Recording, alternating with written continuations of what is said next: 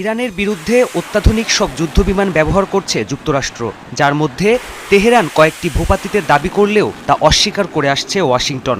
যুদ্ধের পঞ্চম সপ্তাহে নতুন করে আরও একটি মার্কিন ফাইটার জেট ভূপাতিতের দাবি করেছে আইআরজিসি। শুক্রবার ইরানের মধ্যাঞ্চলের আকাশসীমা অতিক্রমের মুহূর্তে যুদ্ধবিমানটিকে গুলি করে ভূপাতিত করা হয় বলে জানানো হয় আইআরজিসির পক্ষ থেকে। বিমানের ধ্বংসাবশেষের ছবি প্রকাশের পাশাপাশি এ তথ্য বেশ ফলাও করে প্রচার করে ইরানের রাষ্ট্রীয় গণমাধ্যম ফার্স নিউজ। ইরানের দাবিকে এবারও মার্কিন সেন্ট্রাল কমান্ড অস্বীকার করলেও পশ্চিমা গণমাধ্যমগুলো নিশ্চিত করেছে যুদ্ধবিমান ভূপাতিতের সত্যতা। এমনকি বিধ্বস্ত হওয়ার আগে ইজেক্ট হয়ে প্রাণে বেঁচে যাওয়া পাইলটকে উদ্ধারেও যে অভিযান চালিয়েছে মার্কিন বাহিনী, সে খবর উঠে এসেছে বিভিন্ন গণমাধ্যমে। এদিকে ভূপাতিতের পর মার্কিন অভিযানকে ব্যর্থ করে যুদ্ধবিমানের পাইলটকে আটকের দাবিও করেছে তেহরান। বিষয়টি নিয়ে মুখে কুলু পেটেছে ওয়াশিংটন। তাদের নিশ্চুপ ভূমিকা পরিস্থিতি আরও ঘোলাটে করে তুলেছে।